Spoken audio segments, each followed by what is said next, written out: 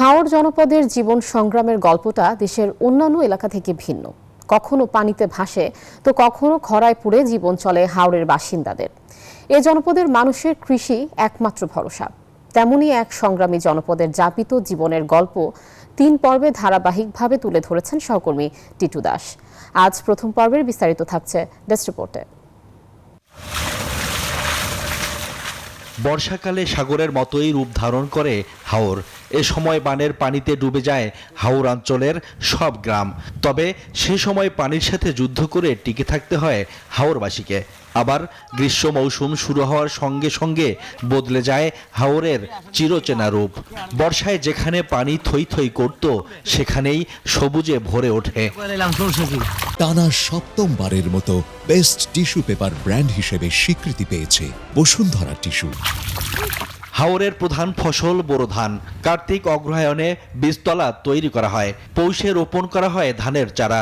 ৩ মাস পরিচর্যার পর চৈত্রের শেষে বা বৈশাখের শুরুতে হাওরবাসী ঘরে তোলেন স্বপ্নের সোনালী ধান। পানি যদি আয় পরে ফসল খাইতে পারি না খাইতে না এতে তোর আল্লাহ দিয়ে দেখলে ভাই মুই প্রথম ফুস মাসে জ্বালা ফেলাইছি, জ্বালা ফেলাই জ্বালা উড়িয়া ক্ষেত লাগাইলাম, সার দিলাম, আর বর্তমানে ক্ষেত বাঁচলাম। বৃষ্টি কাতলা ভাই তাহলে মনে করেন আমরা দুর্গতির শেষ নাই। আর যদি মনে করেন একটু এই দিন একটু ভালো ভাই তাহলে মনে করেন আমরা ধান ঘরে ফিরা নিতে পারি, আর নাইলে মনে করেন জমির ধান জমিতেই।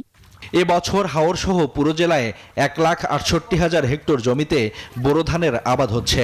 আবহাওয়া অনুকূলে থাকলে এবছর হাওরে ভালো ফলনের আশা কৃষি বিভাগের। আবহাওয়ার যে কন্ডিশন, এই আবহাওয়া থাকলে আমরা আশা করছি যে হাওর থেকে আমরা হাওর সহ পুরা কিশোরগঞ্জ জেলায় বোরো ধানের একটি বাম্পার ফলনের আশাবাদী আমরা। হাওর বোরো ধানের ভান্ডার, জেলার চাহিদা মিটিয়ে এই ধান যোগ হয় কেন্দ্রীয় খাদ্য ভাণ্ডারে। তাই বছরের পর বছর কষ্টে জর্জরিত জীবন যাপনের অবসান চায় হাওরবাসী। Desk report, news 24।